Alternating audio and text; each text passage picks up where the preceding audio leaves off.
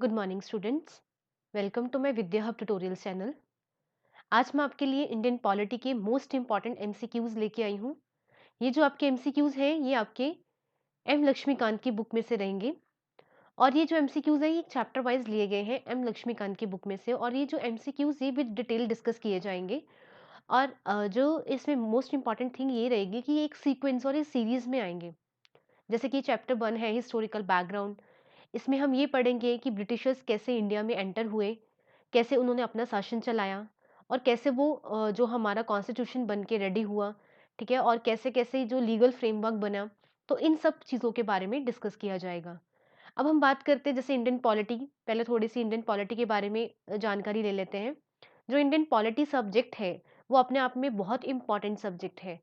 For every exam, चाहे वो आपका यूपीएससी का एग्जाम हो, चाहे वो एसएससी का एग्जाम हो, ठीक है, चाहे वो यूपीएससी का है, चाहे वो एसएससी का है, एंड कोई भी स्टेट गवर्नमेंट एग्जाम है, सबके लिए जो पॉलिटी है वो अपने आप में बहुत इंपॉर्टेंट और सबसे वेटेज वाला जो सब्जेक्ट है वो माना जाता है। अगर आप ये सीरीज को कम्प्लीटली देख लेंगे तो आपकी पॉलिटी का काफी सारा हिस्सा जो है वो कवर हो जाएगा। Let's start with this series. Start करते हैं और चैप्टर 1 हिस्टोरिकल बैकग्राउंड। सबसे पहले हम ओवरव्यू ले लेते हैं। ओवरव्यू कि ब्रिटिशर्स कैसे इंडिया में आए और कैसे उन्होंने अपना शासन चालू किया। Indian polity for all competitive exam overview. हाँ जी, ओवरव्यू में देखते हैं पहले जो ब्रिटिशर्स थे। ब्रिटिशर्स इंडिया में आए, वो एक ट्रेडिंग पर्पस से इंडिया में आए थे। इसको एक स्टोरी की तरह सुनना और स्टोरी की तरह इसको एक अपने नोट्स जो हैं वो जरूर प्रिपेयर करना, ताकि आपको कभी भी फ्यूचर में प्रॉब्लम ना आए। ब्रिटिशर्स इंडिया में आए 1600 ईस्वी में। ये जो इंडिया में जब एंटर हुए ये एक ट्रेडर्स की तरह एंटर हुए थे। और उन्होंने एक अपनी कंपनी बनाई जिसका नाम था east India company. East India company को एक चार्टर मिला क्वीन एलिजाबेथ वन से। अब ये चार्टर क्या है? चार्टर एक तरह की परमिशन है, परमिशन जो उनको क्वीन एलिजाबेथ से मिली। और क्वीन एलिजाबेथ इंग्लैंड की रानी थी, ठीक है, ये क्वीन थी, ये क्वीन थी इंग्लैंड की। तो उनसे इनको चार्टर मिला और ट्रेड करने का एक परमिशन मिली। बाकी जो 1757 में बैटल ऑफ प्लासी एंड 1764 में बैटल ऑफ बक्सर हुई, ये दोनों बैटल्स बहुत इंपॉर्टेंट है। इनके ईयर बहुत इंपॉर्टेंट है। स्पेसिफिकली एग्जाम में पूछे गए हुए हैं कि बैटल ऑफ प्लासी कब हुई और बैटल ऑफ बक्सर कब हुई। ये दोनों बैटल्स जो थी, ये मुगल और ब्रिटिशर्स के बीच में थी। ठीक है, ये मुगल और ब्रिटिशर्स के बीच में थी। और जो ये दोनों दोनों बैटल्स थी, ये ब्रिटिशर्स जो थे वो जीत चुके थे इन दोनों बैटल को। और जीतने के बाद इनको एक राइट मिला था जिसको बोलते हैं दीवानी राइट। ठीक है, जिसको बोलते हैं दीवानी राइट। ये जो दीवानी राइट था ये इनको मुगल से मिला था। और ये इस दीवानी राइट का मतलब क्या है? इस दीवानी राइट का मतलब है Diwani right over revenue and civil justice. ठीक है, ये इस दीवानी का मतलब है, revenue, right over revenue and civil justice. अब जो ये दीवानी राइट है ये इनको 3 जो है राज्यों के लिए मिला था, बंगाल, बिहार एंड ओडिशा के लिए। ठीक है, तो ये ब्रिटिशर्स ने मुगल से ये दीवानी राइट ले लिया था जिसका मतलब था राइट ओवर रेवेन्यू। अब इसके नाम से ही क्लियर है कि जो इनका अधिकार है रेवेन्यू के ऊपर वो ब्रिटिशर्स का होगा। ठीक है, रेवेन्यू कितनी टैक्स कलेक्ट करना है, कितना टैक्स लगाना है, कितना इम्पोज करना है, ये अब सब ब्रिटिशर्स देखेंगे बंगाल, बिहार और उड़ीसा में। और धीरे-धीरे क्या कर दिया इन्होंने, अपनी जो टेरिटोरियल पावर थी इंडिया में वो बढ़ानी स्टार्ट कर दी। पहले ये 3 राज्यों में था, ठीक है, धीरे-धीरे इन्होंने जो अपनी टेरिटोरियल पावर थी वो एक्सपैंड करना शुरू कर दी। और जब आया 1858 को फर्स्ट वॉर ऑफ इंडिपेंडेंस बोला जाता है। आप यहाँ पे प्लीज नोट कर ले इसको, फर्स्ट वॉर ऑफ इंडिपेंडेंस। ठीक है, इसको फर्स्ट वॉर ऑफ इंडिपेंडेंस बोला जाता है। इसको स्पॉइक मिटनी भी बोला जाता है जो 1858 में विद्रोह हुआ। इसमें ब्रिटिशर्स जो थे उन्होंने वो directly responsible for the governance of India. Bharat में जितनी भी गवर्नेंस थी उन सब के लिए उन्होंने अपनी जो जिम्मेदारी थी वो अपने ऊपर ले ली थी ब्रिटिशर्स ने। और ये उनका जो शासन था वो अगस्त 15 1947 तक चला था। ठीक है, स्पॉय ऑफ मिटनी के बाद जो ब्रिटिशर्स थे उन्होंने अपना यहाँ पे शासन कर लिया और जो उनका था वो 1947 तक चला। देन जैसे आपको पता है कि हमें जो थी कॉन्स्टिट्यूशन की नीड जो लगने लगी थी, और वो नीट जो थी उसमें कॉन्स्टिट्यूशन की जो फर्स्ट असेंबली थी वो 9 दिसंबर 1946 को फर्स्ट कॉन्स्टिट्यूंट असेंबली जो थी बिठाई गई थी, 1946 9 दिसंबर। देन आफ्टर दैट क्या हुआ कि कॉन्स्टिट्यूशन जो था हमारा बनके जो रेडी हो गया था, वो 26 नवंबर 1949 में हो गया था, और 26 जनवरी 1950 को वो फोर्स में आया। ठीक है, तो ये हम एक कॉन्स्टिट्यूशन की बात कर रहे हैं। ठीक है जी। अब ये कॉन्स्टिट्यूशन है, वो रातों रात या इतने सालों में तो वो प्रिपेयर नहीं हो सकता, इतना लेंथी और कॉन्स्टिट्यूशन है हम लोगों का। तो ये जो कॉन्स्टिट्यूशन हमारा बना, इसके पीछे कुछ लीगल फ्रेमवर्क रहा है, कुछ लीगल फ्रेमवर्क रहा है। उसको लीगल फ्रेमवर्क को एक मोशन में चलते हुए एक कॉन्स्टिट्यूशन जो था वो रेडी किया गया था। अब जो ये लीगल फ्रेमवर्क है, अगर हम इसकी बात करें कि ये जो लीगल फ्रेमवर्क है, ये कब से कब स्टार्ट हुआ था, तो ये इसको दो हम पार्ट्स में डिवाइड करते हैं। एक था जो ये स्टार्ट हुआ 1773 से लेके 1858 तक, और दूसरा 1858 से लेके 1947 तक। जो ये वाला टाइम पीरियड है 1773 से लेके 1858 तक, इसको ईस्ट इंडिया कंपनी रूल बोला जाता है, और जो 1858 से लेके 1947 तक का पीरियड है उसको द क्राउन रूल बोला जाता है। तो जो हम लोगों का लीगल फ्रेमवर्क था, जो हिस्टोरिकल बैकग्राउंड है, उसको हम दो पार्ट्स में डिवाइड करते हैं। हम इस वीडियो में सिर्फ और सिर्फ 1773 और 1858 की बात करेंगे, ईस्ट इंडिया कंपनी रूल की बात करेंगे। हम इसकी डिटेल पढ़ेंगे कि कौन-कौन से एक्ट्स आए, कौन-कौन से रेगुलेशंस आई, जो-जो इनमें थी, इन जिन्होंने लीगल फ्रेमवर्क लिया और एक लास्ट में कॉन्स्टिट्यूशन का रूप दिया। अब हम स्टार्ट करते हैं अपने कुछ एमसीक्यूज के साथ। ठीक है जी, तो एमसीक्यूज के साथ स्टार्ट करते हैं। द फर्स्ट एमसीक्यूज, ये तो थी सारी इंट्रोडक्शन। फर्स्ट एमसीक्यू,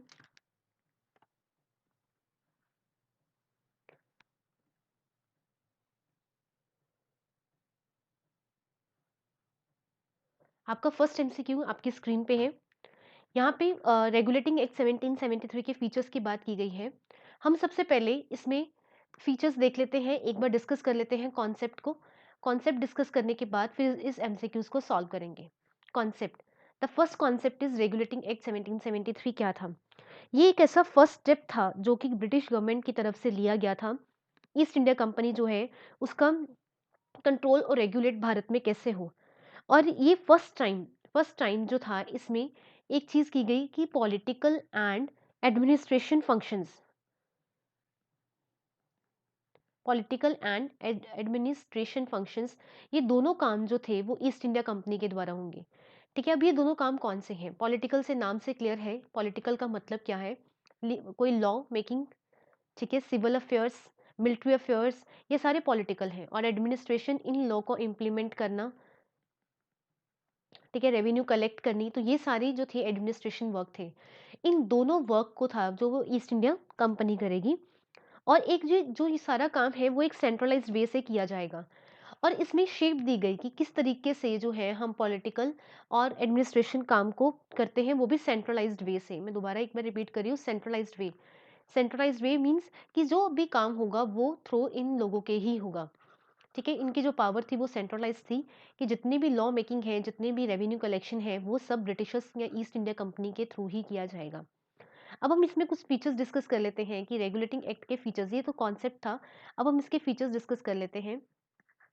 फीचर्स, इसका जो पहला फीचर है वो ये है कि इसमें एक डेजिग्नेशन बनाई गई जिसका नाम था गवर्नर जनरल ऑफ बंगाल। ये एक डेजिग्नेशन थी। ठीक है, पहले इसको गवर्नर ऑफ बंगाल था, जिसको गवर्नर जनरल ऑफ बंगाल बनाया गया। अब ये जो हमारा first governor general of Bengal था, उसका नाम था वॉन हेस्टिंग। वॉन हेस्टिंग, ये भी पेपर में बहुत बार क्वेश्चन पूछा गया है। वॉन हेस्टिंग पहला गवर्नर जनरल था। अब ये गवर्नर जनरल ऑफ बंगाल बनाने के साथ साथ एक 4 मेंबर्स की कोर्ट ऑफ डायरेक्टर बनाया गया। कोर्ट ऑफ डायरेक्टर, सीओडी बोला जाता है। 4 मेंबर्स की काउंसिल बनाई गई जिसको कोर्ट ऑफ डायरेक्टर बोला जाता है। ये जो कोर्ट ऑफ डायरेक्टर्स थे, ये इन लोगों को गवर्नर जनरल ऑफ बंगाल को, जो गवर्नर जनरल था, उसको असिस्ट करने के लिए, ठीक है, उसको असिस्ट करने के लिए जो था वो ये जो बनाई गई थी, 4 मेंबर की कमेटी बनाई गई थी जिसको कोर्ट ऑफ डायरेक्टर बोला जाता है, असिस्ट करने के लिए। ठीक है, किसको असिस्ट करने के लिए? गवर्नर जनरल ऑफ बंगाल को असिस्ट करने के लिए। ठीक है, तो ये 4 मेंबर्स की कमेटी बनाई गई थी। जो ये कोर्ट ऑफ डायरेक्टर थे, बेसिकली ये लीडर्स थे। जितने भी इंपॉर्टेंट डिसीजंस हैं, जैसे रेवेन्यू, सिविल, मिलिट्री अफेयर्स, जितने भी ऐसे मेजर वर्क्स थे, इंपॉर्टेंट डिसीजंस थे, वो कोर्ट ऑफ डायरेक्टर्स और plus governor general of Bengal ये मिलके लेते थे। ठीक है, तो ये एक तरह के लीडर थे जो जो कोर्ट ऑफ डायरेक्टर्स थे, ये they are the leaders of East India company. इसके अलावा इसमें क्या क्या चेंजेस की गई, इसमें जो था गवर्नर ऑफ मद्रास और Bombay, governor of Bombay and Madras, इनके जो दो गवर्नर थे, इन ये भी अपनी जो है रिपोर्ट सबमिट करवाएंगे, अपनी रिपोर्ट्स जो सबमिट करवाएंगे वो गवर्नर जनरल ऑफ बंगाल को करवाएंगे। ठीक है, गवर्नर जनरल ऑफ बंगाल। एक तरीके से हम ये कह सकते हैं कि गवर्नर जनरल ऑफ बंगाल जो था वो सुपीरियर बन गया था, और ये जो थे गवर्नर्स, ये जो दो गवर्नर्स थे बॉम्बे और मद्रास के, ये इसके सबॉर्डिनेट्स बन गए थे। ठीक है, सबॉर्डिनेट्स, तो ये इसके सबॉर्डिनेट्स बन गए थे, और ये जो था गवर्नर जनरल ऑफ बंगाल, ये एक सुपीरियर बन गया था। इसके अलावा और क्या इसके फीचर्स क्या रहते हैं कि रेगुलेटिंग एक्ट के 1773 में यहाँ पे फर्स्ट टाइम सुप्रीम कोर्ट आया। फर्स्ट टाइम सुप्रीम कोर्ट आया, और वो कौन से साल में आया? वो 1774 में आया, सुप्रीम कोर्ट 1774। ठीक है, अब जो ये सुप्रीम कोर्ट आया, इसमें जो था 1 सीजीआई, जिसको क्या बोलते हैं? Chief justice of India, plus 3 other जजेस। और ये जो सुप्रीम कोर्ट आया था, इसका जो फर्स्ट सीजीआई था, फर्स्ट सीजीआई वो कौन था? Sir Elijah Impey, sir Elijah Impey. ठीक है, ये सर एलिजे एम्फे था जो हमारा, जो एक सुप्रीम कोर्ट का फर्स्ट सीजीआई था, फर्स्ट सीजीआई, जिसको हम चीफ जस्टिस ऑफ इंडिया बोलते हैं। ठीक है जी, तो अब सुप्रीम कोर्ट भी बन गई है। ठीक है, पॉलिटिकल और जो हमारे एडमिनिस्ट्रेशन फंक्शन है वो ईस्ट इंडिया के पास आ गए हैं। जो गवर्नर जनरल ऑफ बंगाल है वो एक सुपीरियर बन गया है, और गवर्नर ऑफ मद्रास और बॉम्बे जो है उन वो उसके सबॉर्डिनेट्स बन गए हैं, उसको रिपोर्ट्स वो लोग सबमिट करवाएंगे। इसके अलावा, इसके अलावा जो थे जितने भी कंपनी के सर्वेंट्स, कंपनी, कौन सी कंपनी की बात हो रही है? यहाँ ईस्ट इंडिया कंपनी की बात हो रही है। कंपनी के सर्वेंट्स, यहाँ जो कंपनी के एम्प्लॉयज थे, ठीक है, इनके ऊपर रिस्ट्रिक्शन लगा दी गई थी। किन दो चीज़ों की जो रिस्ट्रिक्शन लगाई गई थी, एक तो था कि ये जो जितने भी एम्प्लॉयज़ हैं, सर्वेंट्स हैं, ये प्राइवेट ट्रेड नहीं कर सकते। प्राइवेट ट्रेड इनके ऊपर जो थी वो रिस्ट्रिक्शन लगा दी गई थी कि वो प्राइवेट ट्रेड नहीं कर सकते, ना ही वो किसी से ब्राइब ले सकते हैं। तो ये जो दो थी, ये रिस्ट्रिक्शंस लगा दी गई थी इन जो है कंपनी के सर्वेंट्स और एम्प्लॉयज़ के ऊपर। ठीक है जी, तो ये सब था हमारा रेगुलेटिंग एक्ट 1773। एमसीक्यू सॉल्व करने से पहले मेक श्योर आप पहले कॉन्सेप्ट्स अच्छे से समझेंगे। कॉन्सेप्ट समझने के बाद फिर ही आप एमसीक्यूज को सॉल्व करेंगे। अब हम आते हैं अपने फर्स्ट एमसीक्यूज पे। The MCQ is feature of regulating act 1773। तो हमने फीचर्स बताने हैं। First option is it designated the governor of Bengal as governor general of India. Second option, it designated the governor of Bengal as governor general of Bengal. Third option, Bombay and Madras presidencies made subordinates to Governor General of Bengal. Fourth, created executive council consisting 4 members. And fifth, BCD is a right statement. अब एक एक करके discuss कर लेते हैं। पहला बोल रहा है कि जो गवर्नर ऑफ बंगाल है उसको जो डेजिग्नेशन दी गई थी वो गवर्नर जनरल ऑफ इंडिया दी गई थी। ये बिल्कुल गलत है। हमने अभी डिस्कस किया कि उसको जो डेजिग्नेशन दी गई थी वो गवर्नर जनरल ऑफ बंगाल की डेजिग्नेशन दी गई थी। फिर थर्ड ऑप्शन में कह रहा है कि जो बॉम्बे और मद्रास प्रेसिडेंसीज हैं वो एक सबॉर्डिनेट्स बन गए थे किनके? गवर्नर जनरल ऑफ बंगाल के। ये भी बिल्कुल करेक्ट है। उसके बाद क्रिएटेड एग्जीक्यूटिव काउंसिल, जिसमें 4 मेंबर्स की काउंसिल बनाई गई, ये भी बिल्कुल करेक्ट है। और फिफ्थ ऑप्शन में बोला गया है B C D is A right statement. It means B, ये हमारा ए था, ये बी है, ये सी है, ये डी है और ये ई है। तो बी सी डी तीनों राइट है। तो इट मीन्स जो हमारा इसमें से आंसर होगा वो कौन सा होगा? Fifth option. ठीक है, जो आंसर है इसमें से fifth option B C D is a right statement, that is a answer. ठीक है जी, तो ये पूरा रेगुलेटिंग एक्ट था। एमसीक्यू सॉल्व करने के से पहले आप कॉन्सेप्ट को जरूर समझें। सेकंड क्वेश्चन आपकी स्क्रीन पे है। Question is when first supreme court and where it is established. हमने अभी डिस्कस किया है, एक बार ऑप्शन देख लेते हैं। इन 1773 दिल्ली, इन 1774 कैलकटा, इन 1774 दिल्ली, इन 1858 बॉम्बे। ठीक है जी, तो हमने अभी डिस्कस किया है, तो उसका आंसर क्या है? सेकंड, इन 1774 कैलकटा। ठीक है, एक बार देख लेते हैं। सुप्रीम कोर्ट थी, ये कब आई थी फर्स्ट टाइम? 1774 कैलकटा में। ठीक है, जिसके अंदर एक सीजीआई एक सीजीआई था जिसको चीफ जस्टिस ऑफ इंडिया बोला जाता है, और इसके 3 जो थे वो अदर्स अदर्स जजेस थे। और जो सबसे पहले हमारा चीफ जस्टिस था उनका नाम क्या था? सर एलिजे इन्फे। ठीक है जी, एलिजे इन्फे। और ये आई कब? ये आई 1774 कोलकाता में। ठीक है, तो इससे सेकंड जो है वो इसका आंसर आ जाता है। The next question, which of the act prohibited the servants of the company from involving in any private trade and taking bribes? Question में बोला गया है कि ऐसा कौन सा एक्ट है, ठीक है, जिसमें रिस्ट्रिक्शन, प्रोहिबिटेड का मतलब होता है रिस्ट्रिक्शन, रिस्ट्रिक्शन लगा दी गई कि जो कंपनी के सर्वेंट्स थे ना वो प्राइवेट ट्रेड कर सकते हैं ना वो ब्राइब ले सकते हैं। हमने अभी डिस्कस किया है। ऑप्शंस देख लेते हैं। Pitt's act, regulating act 1773, government of India act 1858 या चार्टर एक्ट 1833। तो इससे right answer is regulating act 1773। तो इसी के साथ आपका सेकंड आंसर है रेगुलेटिंग एक्ट 1773। ठीक है, तो सर्वेंट्स के ऊपर रिस्ट्रिक्शन लगा दी गई थी, ना वो प्राइवेट ट्रेड करेंगे ना वो ब्राइब लेंगे। द नेक्स्ट, ओके, नेक्स्ट अब आपकी नेक्स्ट जो है कॉन्सेप्ट स्टार्ट हो गया है। तो अब जो नेक्स्ट कॉन्सेप्ट है वो हम पहले डिस्कस कर लेते हैं, फिर इसके एमसीक्यू स्टार्ट करेंगे। तो ये इस एक हिसाब से आपका सेकंड कॉन्सेप्ट है। फर्स्ट हमने रेगुलेटिंग एक्ट 1773 कर लिया था। जो नेक्स्ट है उसका नाम आप पहले लिख लीजिए, ये है आपका अमेंडिंग अमेंडिंग एक्ट 1781। ठीक है जी, अमेंडिंग एक्ट 1781। पहले इसका कॉन्सेप्ट समझ लेते हैं फिर ही आगे चलते हैं। ये अमेंडिंग एक्ट 1781 था कौन सा? जो आपका रेगुलेटिंग 77 एक्ट 1773 था, उसमें कुछ अमेंडमेंट की गई। अमेंडमेंट का मतलब होता है चेंजेस, कुछ चेंजेस की गई। तो वो जो चेंजेस हैं वो उसको 1781 में की गई। तो उसमें कौन कौन से चेंजेस की गई हम उनके बारे में पढ़ते हैं। कि जो ईस्ट इंडिया कंपनी थी, ठीक है, जो ईस्ट इंडिया कंपनी थी, हम ये कह सकते हैं कि governor general of Bengal plus जो उसकी काउंसिल थी जिसको कोर्ट ऑफ डायरेक्टर्स थे, ठीक है, ये कोई भी ऑफिशियल अगर ऑफिशियल कैपेसिटी पे काम करते हैं, ठीक है, कोई भी ऑफिशियल कैपेसिटी पे काम करते हैं, तो जो इनकी सुप्रीम कोर्ट की जुरिडिक्शन है वो नहीं होगी। जुरिडिक्शन होने का मतलब है कि सुप्रीम कोर्ट उनमें कुछ भी नहीं कर सकती, ना कोई केस चला सकती है, ना उनमें किसी भी चीज़ की पूछताछ कर सकती है अगर ये ऑफिशियल कैपेसिटी के ऊपर कोई काम करते हैं।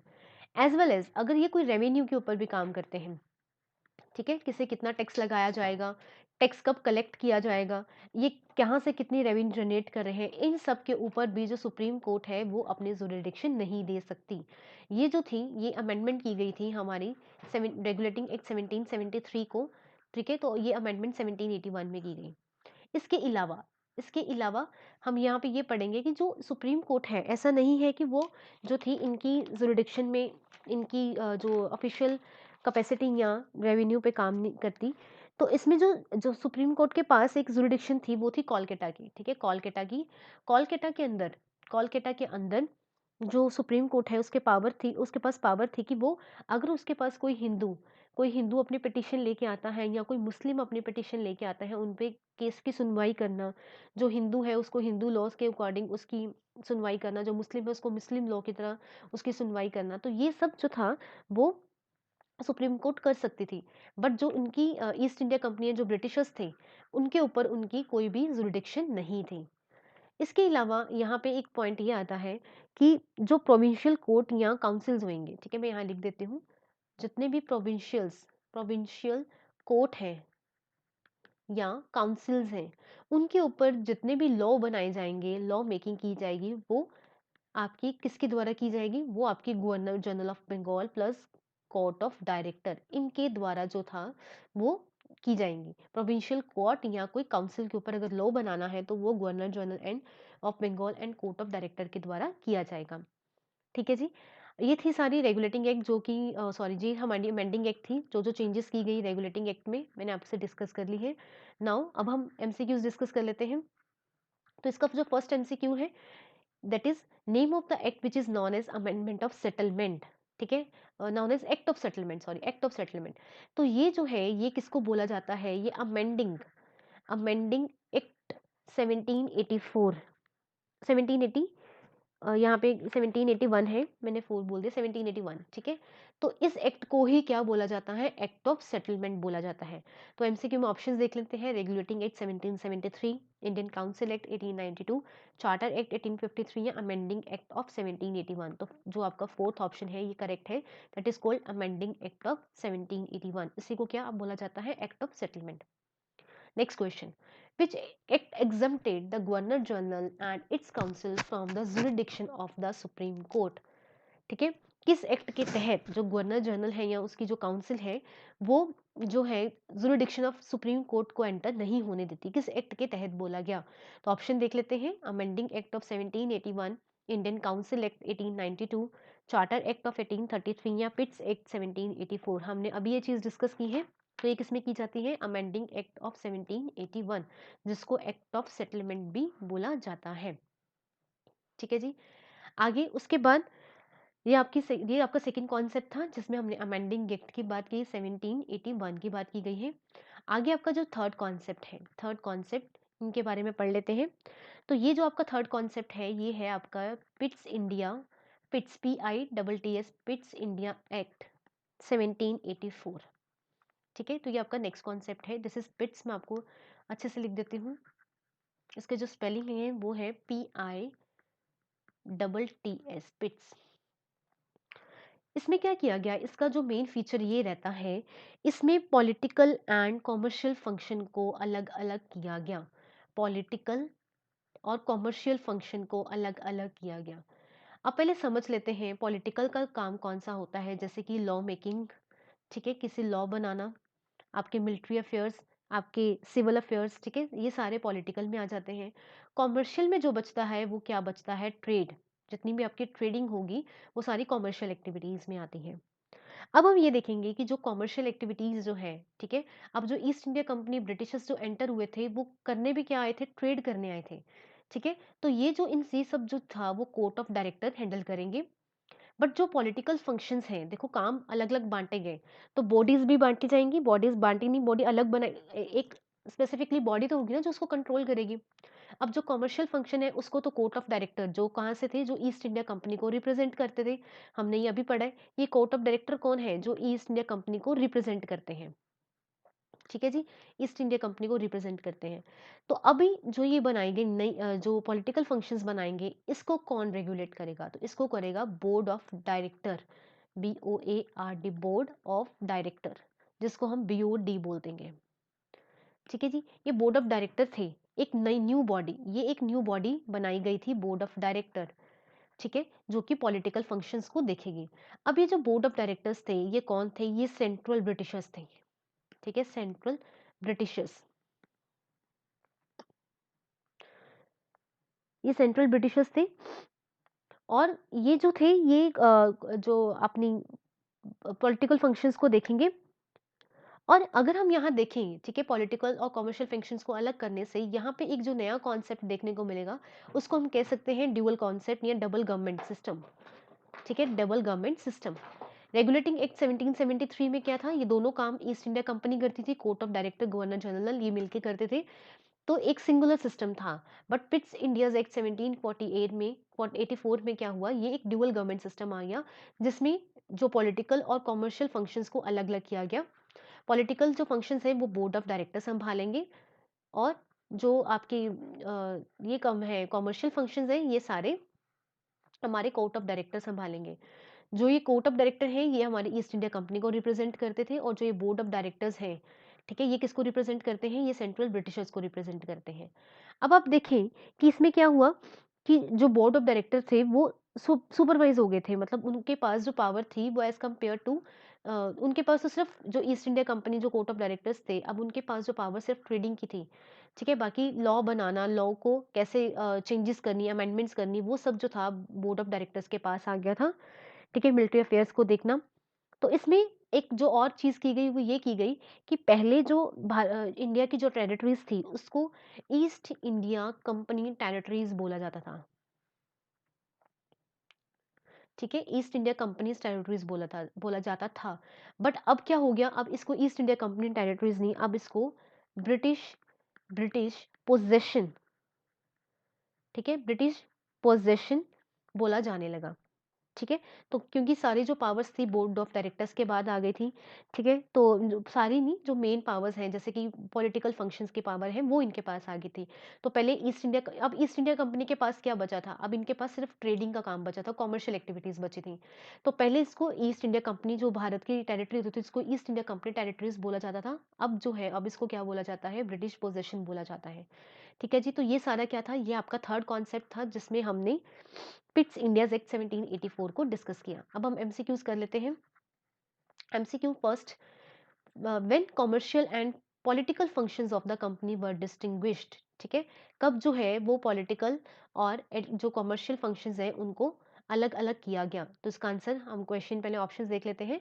Pitt's act 1784, Indian council act 1892, charter act 1833 या इंडियन काउंसिल एक्ट 1861।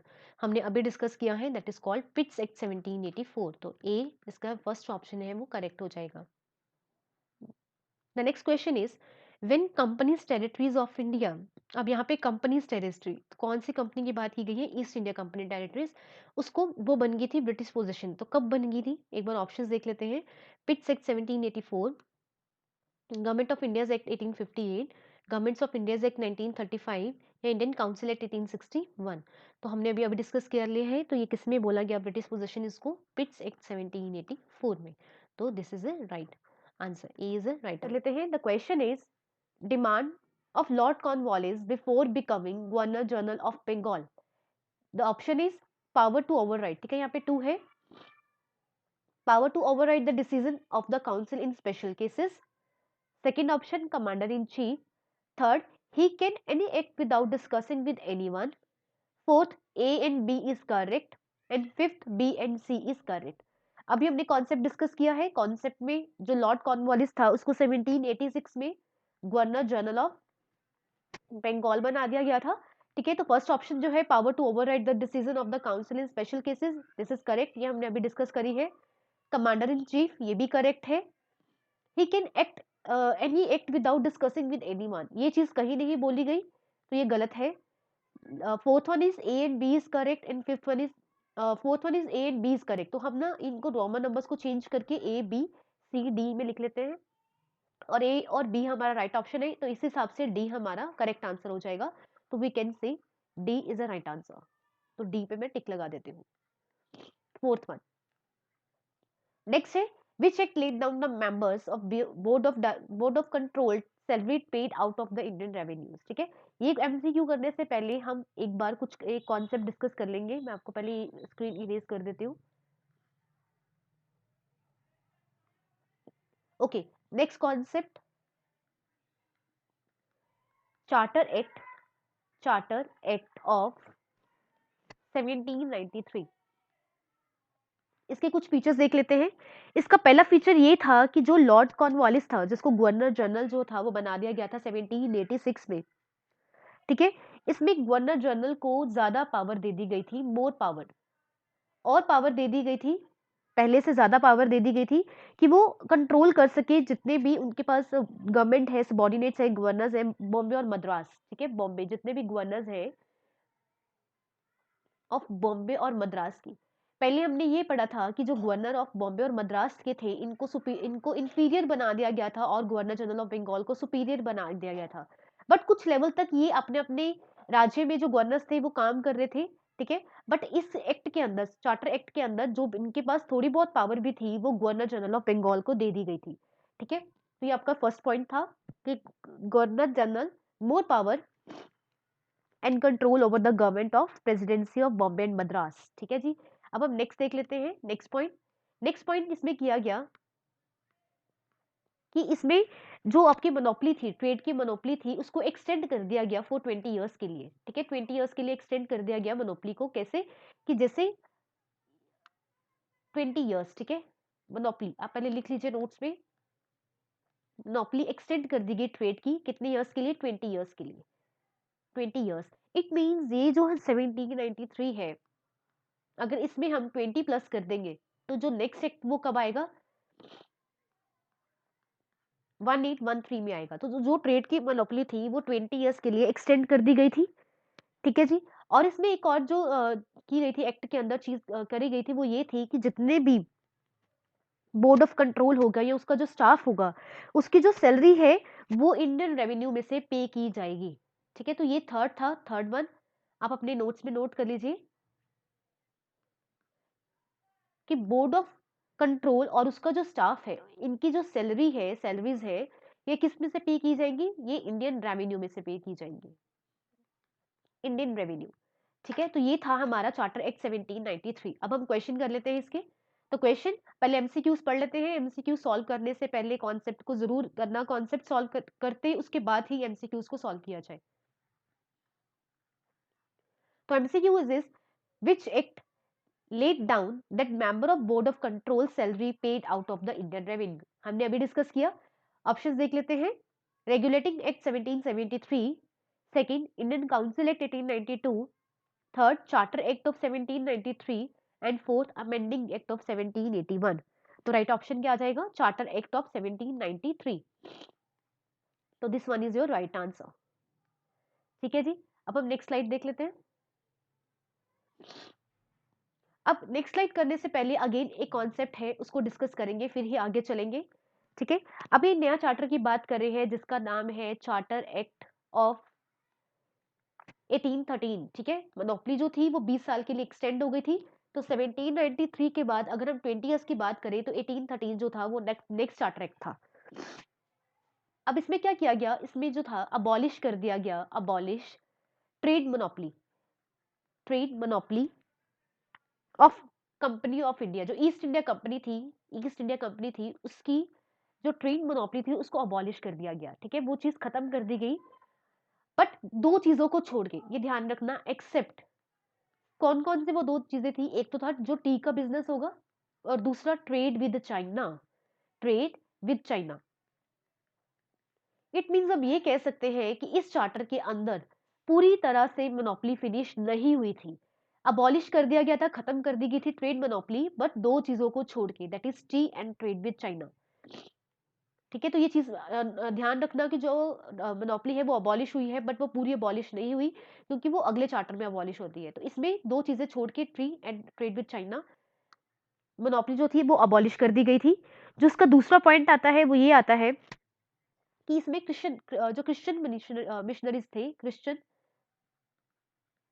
उनको अलाउ किया गया था कि वो भारत आए और लोगों के अंदर अपनी भावनाएं जो है वो उनको व्यक्त करें। ठीक है, तो क्रिश्चियन मिशनरीज को अलाउ किया गया। तीसरा इसमें ये था कि इसमें स्प्रेड किया गया वेस्टर्न एजुकेशन, ये कॉन्सेप्ट को स्प्रेड किया गया, वेस्टर्न एजुकेशन। इसमें फोर्थ पॉइंट ये था कि वहां की जो लोकल गवर्नमेंट है, लोकल जो गवर्नमेंट होगी वो इम्पोज करेगी टैक्सेस, टैक्सेस लगाएगी, इम्पोज टैक्सेस ऑन पर्सन, और जो लोग टैक्स पे नहीं करेंगे उनको पनिशमेंट दी जाएगी। तो ये जो था, ये लोकल गवर्नमेंट जो था टैक्स इम्पोज करेगी और उनको पनिशमेंट दी जाएगी। ये हमने क्या किया, ये इसमें ये फोर्थ चेंजेस थी जो चार्टर एक्ट 1813 में की गई है। ठीक है जी, अब हम एक बार इसके एमसीक्यू देख लेते हैं।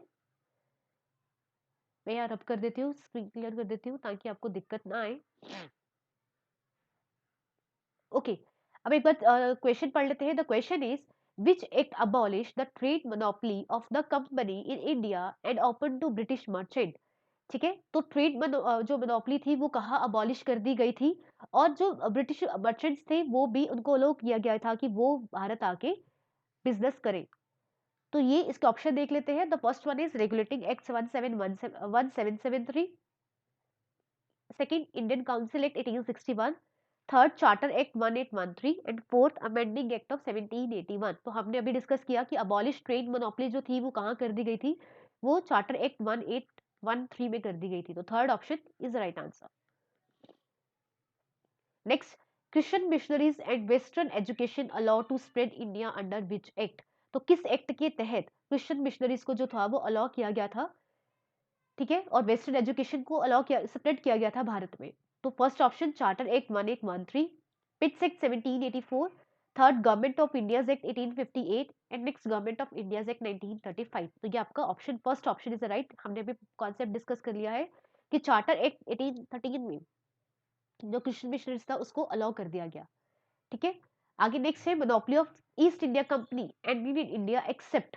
ठीक है, ये वाला एमसीक्यू है कि अभी हमने अभी डिस्कस किया कि जो ईस्ट इंडिया कंपनी की मोनोपोली को एंड कर दिया गया था भारत में किन चीजों को छोड़ के।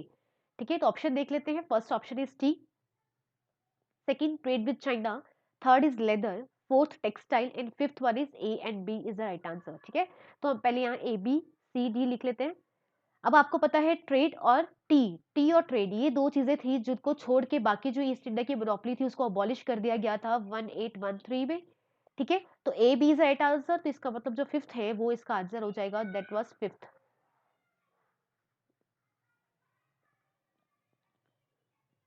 ओके, नेक्स्ट क्वेश्चन, नेक्स्ट जो एमसीक्यूज की सीरीज है वो हम कंटिन्यू करेंगे नेक्स्ट सीक्वेंस पे। ठीक है, अगर आपको ये वीडियो अच्छी लग रही है तो प्लीज उन बच्चों तक ये वीडियो जरूर पहुंचाएं जो घर बैठ के अपने एग्जाम्स की तैयारी करना चाहते हैं। ऐसे ही सीरीज कंटिन्यू रहेगी, प्लीज आप देखते रहिए और अपने कॉन्सेप्ट्स को बिल्डअप करते रहिए। So thank you.